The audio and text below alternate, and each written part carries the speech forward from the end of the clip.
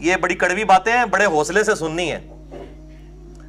جب ابو سفیان نے عباس ابن عبد المطلب جو نبی صلی اللہ علیہ وآلہ وسلم کے چچا تھے, ابو سفیان فتح مکہ پہ معافی مانگ کے مسلمان ہو گیا. اس کی یاری دوستی تھی عباس کے ساتھ. جب مسلمانوں نے سیدنا ابو بکر الصدیق کی بیعت کر لی, مولا علی نے اس وقت تک نہیں کی تھی, 6 مہینے بعد کی, یہ پوری ڈیٹیل طرف 3 گھنٹے کا لیکچر ہے, مسئلہ نمبر 55B میرا اہل سنت پاک.com پہ.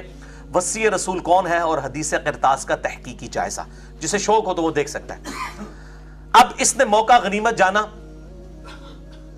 تو اس نے عباس بن عبد المطلب کو لیا اور مولا علی کے پاس آیا کہ یہ کیا نچلے درجے کا ابو بکر, بنو تیم جو سب سے نچلا قبیلہ ہے قریش کا, اصل قبیلے تو بنو ہاشم اور بنو امیہ ہیں, ٹھیک ہے, اور یہ کمزور درجے کا نچلے درجے کے قبیلے کے لوگ ہیں جن کی بیعت ابو بکر کی لوگوں نے کر لی ہے, تو علی تم ہاتھ بڑھاؤ, ہم تمہارے ہاتھ پہ بیعت کرتے ہیں. بولے اعوذ باللہ تعالی, اندازہ لگائیں. تو مولا علی نے کہا تو جب مسلمان ہوا تب بھی اسلام کا دشمن, اور جب تو کافر تھا اس وقت بھی اسلام کا دشمن ہی تھا. خوب ڈانٹا. اور یہ ہمارے اہل سنت کے ہاں کئی روایتیں ہیں. تاریخ طبری ہے جو تاریخ الامم والملوک, امام طبری اہل سنت کے ایک ہیں, اہل تشیع کے, اہل سنت کے امام طبری, انہوں نے بھی یہ سارے ان کے جو ڈسکشن جو مولا علی کے ساتھ ہوئی وہ نقل کی ہے, اور آپ اردو میں ترجمہ شائع ہو چکا ہے فیصل اکیڈمی لاہور والوں کا 2004 میں, صفحہ نمبر 424 اور جلد نمبر 2 میں یہ سیم خطبہ موجود ہے جو میں نہج البلاغہ سے ورڈ بائی ورڈ مولا علی علیہ السلام نے جو جھڑکا ابو سفیان کو.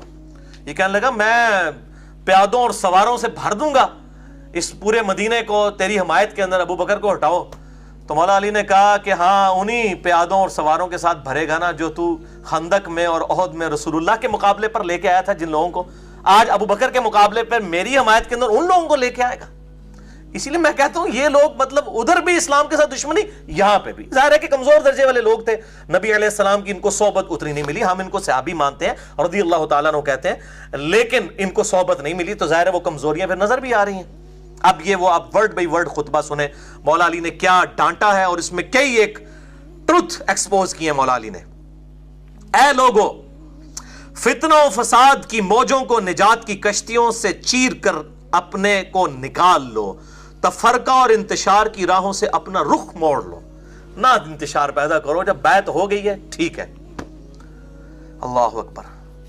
فخر و مباحات کے تاج اتار ڈالو. وہ اتنا فخر کرتا تھا جی, بنو تیم, ایک بنو تمیم ہے ایک بنو تیم ہے جس میں سے سیدنا ابو بکر تھے. وہ کہتے ہیں یہ بنو عدی بھی بالکل نچلے درجے کا تھا جس سے حضرت عمر بنے ہیں.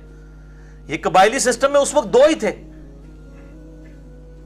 ایک بنو امیہ اور دوسرے بنو ہاشم. ایک کے پاس جو ہے حکومت تھی اسلام سے پہلے, دوسروں کے پاس جو ہے وہ بنو ہاشم کے پاس جو ہے وہ خانہ کعبہ کی تولیت تھی. جس طرح آج بھی سعودیہ کے اندر آل سعود ہیں, ان کے پاس حکومت ہے, اور آل شیخ جو ہے انہوں نے مسلح سنبھالے ہوئے ہیں. یہی معاملہ اس وقت بھی تھا.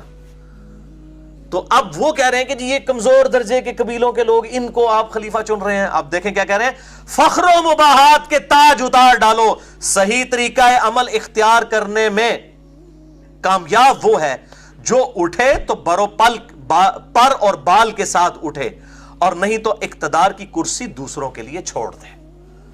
وہ کہہ رہے ہیں جب لوگوں نے اتفاق کر لی ابو بکر کے اوپر, پھر اس معاملے میں اس کو معاملے کو بگاڑنے کی ضرورت نہیں ہے, بلکہ اقتدار کی کرسی ان کے لیے چھوڑ دی جائے.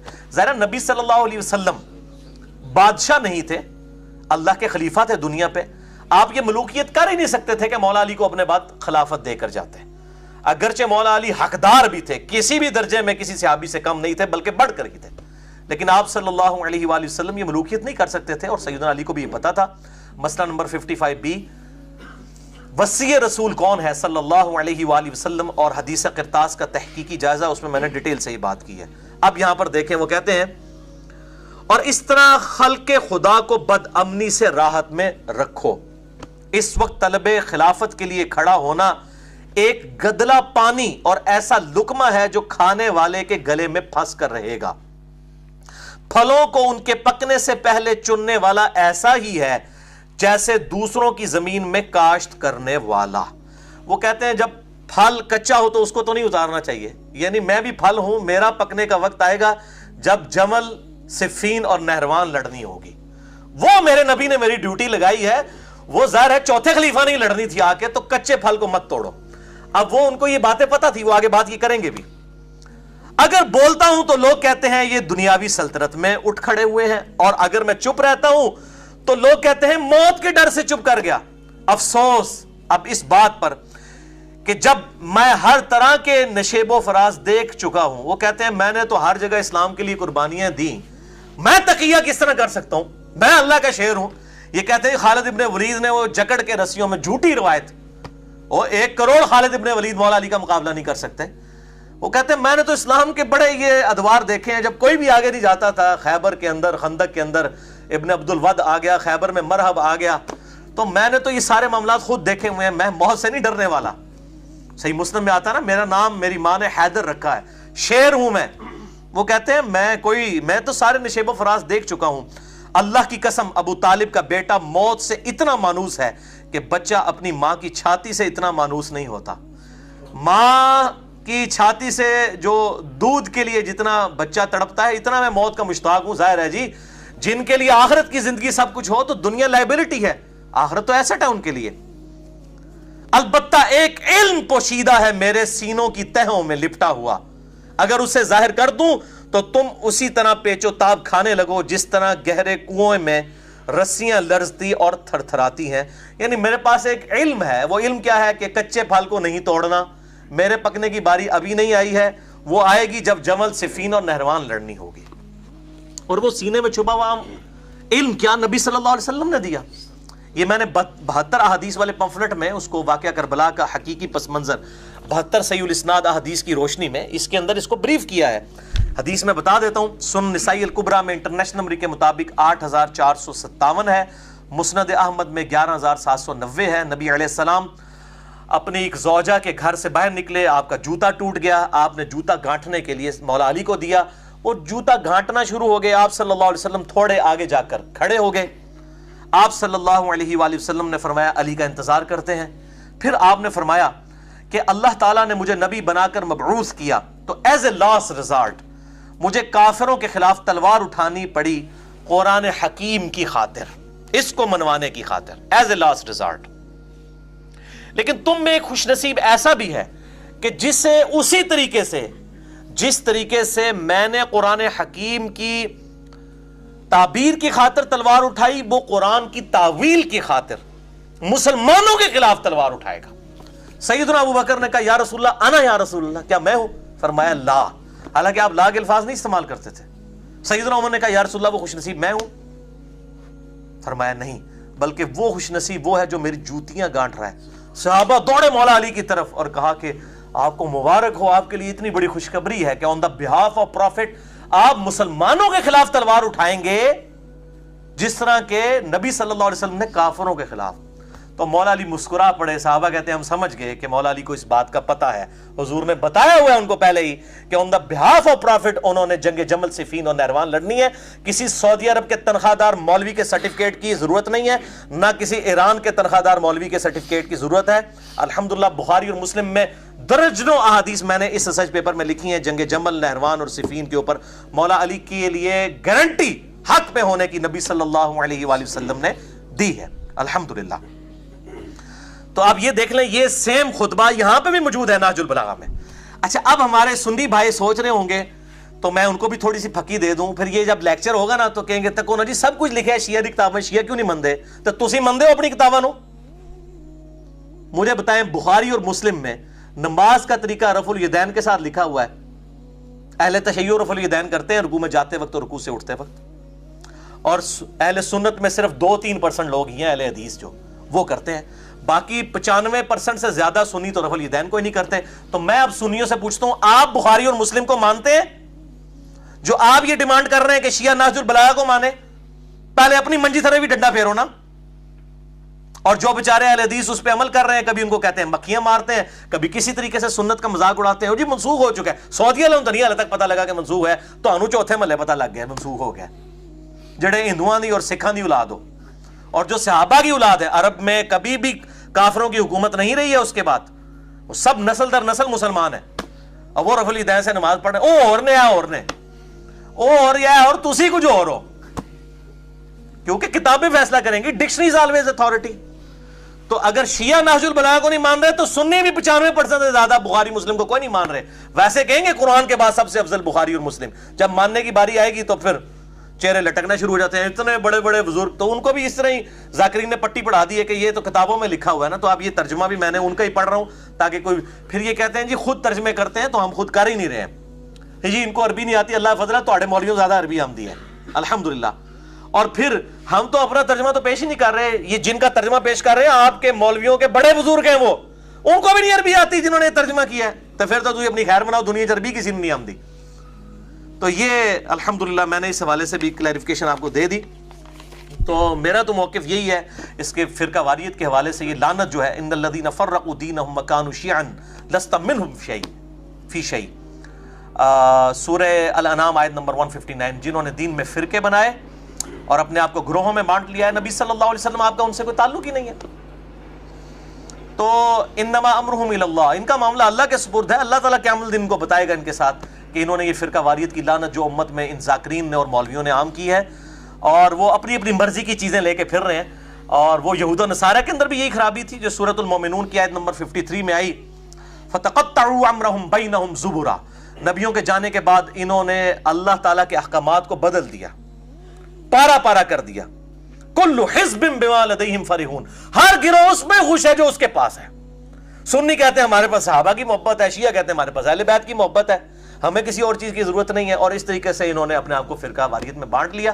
تو اللہ تعالیٰ ماتا فذرہم فی غمرتہم حتی حین, اے نبی ان کو اپنی مدہوشی میں رہنے دے حتیٰ کہ ان کے موت کا وقت آ جائے, تو اللہ تعالیٰ ان کو پھر بتا دے گا. یہ ہے تو تعویل خاص کے اعتبار سے یہود و نصارہ کے بارے میں ہے, لیکن بخاری اور مسلم کی متفق علیہ حدیث ہے, میری امت میں وہی خرابیاں پیدا ہوں گی جو یہود و نصارہ کے اندر پیدا ہوئیں. اور اس کی وجہ بھی یہ ہے کہ جب شیعہ کے ہاں یہ کہانی کروا دی گئی کہ معاذ اللہ استغفر اللہ, خالد ابن ولید نے نعوذ باللہ سیدنا علی بن ابی طالب کو زنجیروں میں جکڑ کے حضرت بکر کے سامنے لا کے زبردستی بیعت کروائی, یہ کہانی بنا دی انہوں نے. تو اس کی وجہ سے پھر حضرت خالد بن ولید کے بارے میں ان کے دل میں بغض آ گیا. خالد بن ولید, حضرت علی, مولا علی کو کون اس طرح پکڑ کے لا سکتا؟ ٹھیک ہے, شرم نہیں آتی ان لوگوں کو بات کرتے ہوئے, شیر خدا کے ساتھ کون ایسا کر سکتا ہے؟ ٹھیک ہے, سیدنا علی کی شجاعت سے بڑھ کے کس کی شجاعت تھی؟ ان کی محبت میں ان کے بارے میں غلط عقیدے پروپیگیٹ کرتے ہیں. لیکن چلیں آپ کے لیے میں عرض کر دیتا ہوں, آپ جان بوجھ کے پنگا لے رہے ہیں. تو بخاری مسلم میں جو حدیث ہے کہ 6 مہینے حضرت علی نے بیعت نہیں کی تھی حضرت ابوبکر کی, ٹھیک ہے, پھر حضرت فاطمہ کی وفات ہو گئی. بخاری مسلم کے الفاظ ہیں, حضرت علی نے پیغام بھجوایا حضرت ابوبکر کے لیے کہ آپ مجھے آ کے ملیں گھر آ کے. تو حضرت ابوبکر خود, حضرت علی خود چلے جاتے ہیں نا ان کے گھر. آپ ذرا اس کی انٹینسٹی کو غور کریں. کیا پنجاب کا وزیر اعلیٰ یہ کہے گا کہ پرائم منسٹر مجھے گھر آ کے ملو؟ تو جرت ہے اس کی یہ کہہ دے؟ اس جرت کے پیچھے کیا چھپا ہوا ہے؟ ہائے ہائے ہائے لے جاؤ آج.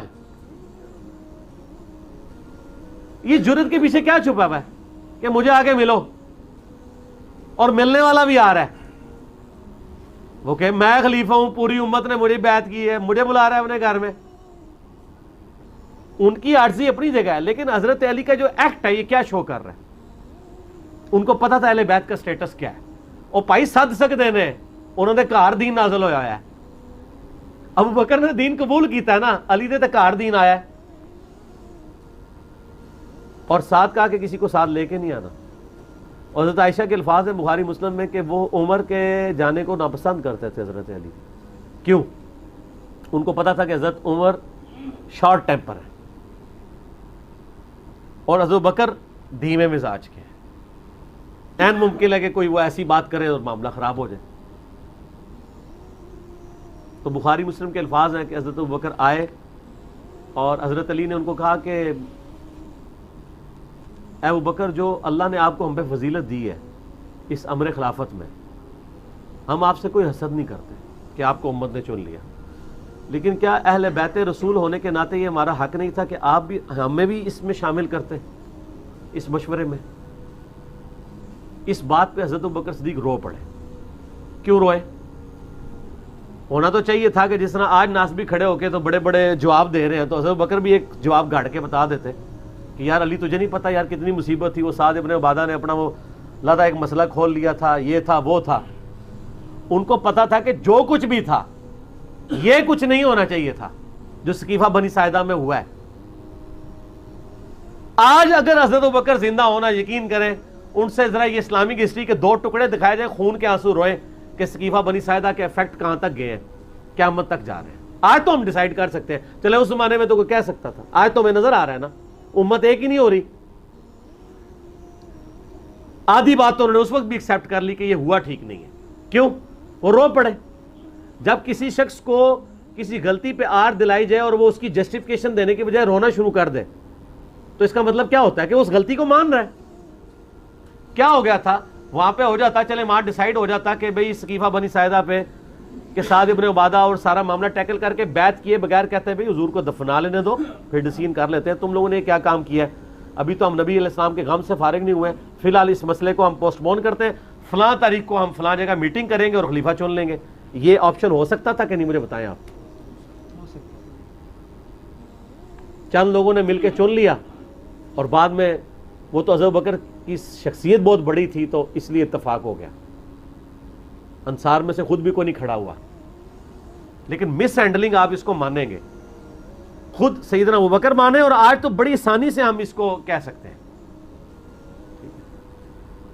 حتیٰ کہ صحیح بخاری میں حضرت عمر خود کہہ رہے ہیں کہ ابو بکر کی جس طریقے سے خلافت قائم ہوئی اس کو کبھی کوئی دلیل نہ بنائے، وہ کیٹاسٹرافک کنڈیشن تھی. آندہ مسلمانوں کے مشورے کے بغیر جسے خلیفہ چنا گیا اس کا انجام قتل و غارت ہوگا. حضرت عمر خود اس کو دلیل کے طور پیش کریں گے ابو بکر کی پلی کبھی نہیں لینی ہے، اس طریقے سے خلیفہ نہیں چنا جانا چاہیے. لیکن وہ چنا گیا، ایک کیٹاسٹرافک کنڈیشن تھی. تو جب حضرت بکر رو پڑے تو حضرت علی نے کہا بس ختم. حضرت علی نے بھی اب اس کو کوئی کیش نہیں کروایا اس بات کو، کہ ورنہ وہ کہہ سکتے تھے کہ اب رونے کا ٹائم ہے، کام پا چڑھا جائے تو رونے پہ ہو. نہیں کہا. حضرت علی چونکہ خاندان نبوت سے تھے اور نبوت کا ایک مزاج ہوتا ہے عفو درگزر، چیزوں کو ویل لیفٹ کرنا. حضرت علی اس سے بھی آگے چلے گئے، انہوں نے کہا کہ میں آپ کی اعلانیہ بیعت کروں گا مسجد میں، ورنہ تو وہ کہتے ہیں کہ ابوبکر میں بیعت کرتا ہوں، باہر جا کے اناؤنسمنٹ کر دو. کافی تھا. لیکن ان کو پتا تھا کہ اس کی پلی کہیں منافقین یا غیر مسلم نہ لیں کہ یار خاندان نبوت نہیں، خلیفہ نہیں چنا ہوا، کل کو کیسر و کسرا سے لڑائیاں ہونی ہیں تو ابو بکر کے ہاتھ مضبوط ہی نہیں ہوں گے. تو میں اعلانیہ بیعت کر کے نہ بیج کو نہیں کر دوں، جس طرح میں اعلانیہ کرتا ہوں کہ نہ میں وہابی نہ میں بابی، میں ہوں مسلم علمی کتابی. کل کو کوئی میری توحید کی باتیں سن کے مجھے وہابی کا تانا نہ دے دے، میں خود ہی اعلان برات کر دیتا ہوں. اسی لیے کر رہا ہوتا ہوں کہ کوئی یہ گالی دے کے میری باتوں کو نہ پھینک دے، میری دلائل کو لے کے چلے. کوئی وہابی تو خود نہیں کہے گا نا میں وہابی، وہ تو کہتے ہیں آج تو ہوگی وہابی وہابی، ٹھیک ہے نا. ہاں جلسوں میں نہیں کہتے، ویسے کہتے ہیں آپ ہمیں گالی دے رہے ہیں، آپ اہل حدیث کا کریں. تو پھر صحیح بخاری مسلم کے الفاظ ہیں کہ پہلے حضرت ابو بکر ممبر پہ چڑھے اور حضرت علی کے لیے تعریفی جملے بولے اور پھر ان کے بیعت نہ کرنے کی وجہ بتائی. کیا وجہ بتائی ہوگی انہوں نے؟ کہ علی نے مجھے یہ کہا ہے کہ ہم نے، اب وہ راویوں نے دیکھیں وہ تقریر پوری کو نہیں نقل کی، کر دیتے تو آج مسئلہ حل ہو جاتا. ایک جنرل بات کر دی ہے نا. تو میں آپ کو بتاتا ہوں کہ اس قسم کی تقریر ہوئی ہوگی. وجہ وہی بتائی ہے جس پہ وہ روئے ہیں. تو رونے کا مطلب کیا ہے؟ انہوں نے یہی کہا ہوگا کہ انہوں نے کہا کہ ہم تو اہل بیعت کے تھے. اچھا اس حدیث میں الفاظ ہیں جب حضرت علی نے یہ بات کی نا، حضرت ابوبکر روئے اور انہوں نے کہا اللہ کی قسم نبی کے گھر والے مجھے اپنے گھر والوں سے بڑھ کے عزیز ہیں. میں آپ کو فضیلت کی بات بتا رہا ہوں. اور اس کے بعد حضرت علی ممبر پہ چڑھے ظہر کی نماز کے بعد، حضرت ابوبکر کے فضائل بیان کیے اور اپنی بیعت کی اناؤنسمنٹ کی، اور پھر مسلمان خوش ہو گئے حضرت علی سے بھی. علی بھائی جو لاسٹ کویسچن کا آپ نے آنسر دیا تھا نا، اس میں ایک اور گزارش میں ذہن میں آ گئی ہے. وہ ایک بندے نے مجھے یہ بھیجی تھی تصویر نا، جو ترجمہ ہے نا اس نے کہا تھا جی کہ اس میں جو لفظ آتے ہیں نا کہ حضرت مولا علی نے فرمایا کہ ہم اس امر خلافت میں مشورے کو اپنا حق سمجھتے تھے. تو وہ کہتا ہے یہ میں نے بعد میں جب غور کیا تو عربی میں یہ لفظ نہیں ہے مشورے کو، بلکہ اس میں یہ ہے کہ ہم اس امر خلافت کو اپنا حق سمجھتے تھے. اچھا اگر اپنا حق سمجھتے تھے ایک منٹ سرکار، ایک منٹ، اگر وہ اپنا حق سمجھتے تھے تو پھر صلح کیوں کر لی اور بیعت کیوں کر لی؟ اس کی تو دلیل یہ دیتے ہیں نا، وہ کہتے ہیں جی ان کی ذمہ داری تو نہیں تھی، جیسے نبی کی ذمہ داری تو نہیں ہے لوگوں کو ہدایت پہ لانا. جب اس نے نبی کی ذمہ داری لوگوں کو ہدایت پہ لانا نہیں ہے، لیکن یہ اناؤنسمنٹ تو کرنا ہے نا کہ میں نبی ہوں اور مجھے مانو. حضرت علی نے کب خلفائے ثلاثہ کے زمانے میں یہ کہا ہے کہ میں اللہ کا خلیفہ ہوں، میں منصوص من اللہ ہوں، میں خلیفہ بلا فصل ہوں؟ ابو بکر کو پولیٹیکل لیڈر مانو اور باقی جو سارے معاملات ہیں وہ میں لے کے چلوں گا. دکھائیں نا کبھی انہوں نے دعویٰ کیا. وہ تو تینوں خلفاء کے ساتھ رہے ہیں. اور نہج البلاغہ سے ہم نے جو خطبات پیش کیے ہیں، ٹھیک ہے، وہ حضرت عمر کے بارے میں جنگ قادسیہ میں جانے سے جو روکا، رومن امپائر کے خلاف جانے سے روکا، وہاں تو فلاں کے الفاظ بھی نہیں، عمر بن خطاب موجود ہے. اس میں تو الفاظ ہیں کہ حضرت عمر جب پریشان ہوئے نا، کیونکہ انہوں نے ارادہ کیا تھا قادسیہ میں خود لڑوں گا کیونکہ سپر پاور کے خلاف جنگ ہے، تو حضرت علی نے کیا کہا کہ اگر تم قتل ہو گئے تو مسلمانوں کی جمعیت بکھر جائے گی. اور اللہ کا وعدہ ہے قرآن میں سورہ نور کی آیت نمبر 55 کہ اللہ نے خلافت اسٹیبلش کرنی ہے اہل ایمان کے لیے، تو تم یہیں رہو. اگر قادسیہ میں ہم نے شکست کھا لی تو ہم اپنی فوجوں کو واپس بلا لیں گے اور پھر دوبارہ سے حکومت اختیار کر کے بھیجیں گے، لیکن اگر تم مارے گئے تو پھر پیچھے عرب کا شرادہ بکھر جائے گا. وہ تو اس لیول کی گفتگو کر رہے ہیں. اچھا، ایک اعتراض یہ کیا جا رہا ہے جی کہ اہل سنت کا جو قدیم کتابوں سے اور پریکٹیکل جو ریالٹی سے عقیدہ ثابت ہے نا خلیفہ کے قیام کا، وہ یہ ہے کہ یہ حضرات، ایک تو حضرت ابوبکر رضی اللہ عنہ والا طریقہ ہے کہ اس علاقے کے جو جید ترین شخصیات ہیں ان میں سے چند چن لیں. دوسرا یہ ہے جی کہ جو خلیفہ ہے وہ دوسرے کو نامینیٹ کر دے، وہ چینج ہو گیا. تیسرا یہ ہے کہ کمیٹی بنا دی جائے، وہ چینج کر لے. اور چوتھا طریقہ وہ کہتے ہیں جی کہ ان کی قدیم کتابوں میں دیا ہوا ہے، جس کا وہ کہتے ہیں کہ حضرت عبداللہ بن عمر کا بھی حوالہ دیتے ہیں سلطان کہ وہ جو تلوار کے زور پہ ڈنڈا چلے. اور اس میں دلیل ایک انہوں نے یہ دی، وہ کہتے ہیں جی کہ جس وقت ہرا کا واقعہ ہوا نا، واقعہ ہرا، تو اس میں شدید ترین مظالم کیے یزید کی فوج نے، انتہا کر دی ظلم کی. تو اس میں حضرت عبداللہ بن عمر چلے گئے اور عبداللہ بن مطیع غالباً نام بتا رہے تھے. بخاری مسلم دونوں میں. وہ کہتے ہیں وہ شخص وہ تھا کہ جو بیچارہ جہاد کی طرف لوگوں کو اکسا رہا تھا اور اس کو جا کر کہا کہ تیرا جو ہے حشر بڑا برا ہوگا، تو یزید کی بغاوت کر رہا ہے. ہاں، تو عبداللہ بن عمر کے اس موقف کے خلاف میری ویڈیو ہے. نہیں، وہ کہتے ہیں اہل سنت کا موقف ہے کہ ڈنڈا چل سکتا ہے. نہیں، ایک منٹ. پہلی بات ہے کہ عبداللہ ابن مطیع بھی تو صحابی تھے نا جی، ٹھیک ہے نا، وہ کو غیر صحابی تو نہیں. ان کو گھٹی نبی الاسلام نے خود دی ہوئی ہے. عبداللہ بن عمر بھی صحابی ہیں، وہ بھی صحابی ہیں، دونوں کا اپنا اپنا موقف ہے. ہم عبداللہ بن عمر کے موقف کو صحیح نہیں سمجھتے، ہم عبداللہ ابن مطیع کو صحیح سمجھتے ہیں، کیونکہ انہوں نے کہا کہ ایک ہی وجہ تھی خاموش رہنے کی کہ چلو یار ان کو حکومت ملی ہے تو یہ اپنے معاملات لے کے چلیں گے، شاید وقت کے ساتھ سلجھ جائیں. انہوں نے اب حسین کو بھی قتل کر دیا، تب بیعت توڑوائی تھی انہوں نے. بخاری مسلم دونوں میں آتا ہے. انہوں نے کہا کہ اب بھی کیا چیز رہ گئی ہے، تو واقعہ ہرا ہوا. تو ہم عبداللہ بن مطیع صحابی کو صحیح سمجھتے ہیں، عبداللہ بن عمر کے موقع کو غلط سمجھتے ہیں. پھر دوسری بات، عبداللہ بن عمر کی اگر ہمیں کسی نے دوس لگانی ہے یا حنفیوں کو دھوکہ لگ گیا یا کسی اور کو دھوکہ لگ گیا اور وہ کہتے ہیں تلوار کے زور پہ جو بھی آ جائے آپ نے اس کی اطاعت کرنی ہے، تو پہلے عبداللہ بن عمر سے بھی تو پوچھ لیں کہ اس فتوے پہ قائم بھی رہے ہیں کہ نہیں. ہاں، آپ ان کے اس زمانے کی بات کر رہے ہیں جس زمانے میں ان کا موقف وہ تھا. مرتے وقت ان کا موقف کیا ہے؟ مرتے وقت ان کا یہ موقف ہے کہ مجموع الزوائد میں، المستدرک للحاکم میں، طبرانی میں اور کتابوں میں موجود ہے کہ عبداللہ بن عمر کہا کرتے تھے کہ مجھے زندگی میں نماز، روزہ، حج، زکوٰۃ کسی معاملے میں کوئی غم نہیں کہ میں نے چھوڑا ہو، سوائے ایک چیز کے کہ میں نے علی کے ساتھ مل کر فیہ باغیہ کے خلاف قتال کیوں نہیں کیا. تو یہ عبداللہ بن عمر آخری وقت میں روتے تھے. اور بخاری میں آتا ہے کہ ان کو نیزہ مروایا تھا حجاج بن یوسف نے، ان کو قتل کروایا تھا بنو امیہ نے. جس بنو امیہ کی انہوں نے پوری زندگی یعنی کہہ لیں سپورٹ کی، انہوں نے ہی ان کو مروا دیا. تو آخری وقت میں ان کو سمجھ آ گئی تھی. لہٰذا اب آخری وقت میں جب ایک بندے کو سمجھ آ گئی، اس کو پرانی باتوں کا حوالہ دے کے ٹونٹ کیا جا سکتا ہے. اس زمانے میں انہوں نے جب مان لیا کہ اس زمانے میں میں نے غلط کیا ہے، رجوع ہی ہو گیا نا جی، سب سے بڑی بات ہے. تو لہٰذا ہم اس بات کو صحیح مانتے ہی نہیں ہیں. اچھا، دوسری بات، حنفیوں سے یہ کہیں کہ اگر قدیم فقہا کی کتابوں میں یہ اور آپ اس سلطے کو مانتے ہیں، تو قدیم فقہا کی کتابوں میں یہ بھی لکھا ہوا ہے کہ بیت المال سے جو تقسیم ہے وہ حضرت ابو بکر عمر کے طریقے پہ ہوگی، حضرت عثمان کے طریقے پہ نہیں ہوگی. یہ وہ ٹروتھ ریویل ہے جو عامر عثمانی نے کیا تھا خلافت و ملوکیت کے خلاف کتاب لکھتے ہوئے، دفاع لکھ دیا پورا. انفیاء نو جو انہیں پھر ناکو چنے چبوائے نے نا, انہیں کیا من دسو تہاڈی فقہ کی کتابوں میں کیوں لکھا ہوا ہے کہ مال غنیمت خلیفہ وقت حضرت ابو بکر اور عمر کے طریقے پہ تقسیم کرے گا, حضرت عثمان کے طریقے پہ نہیں کرے گا.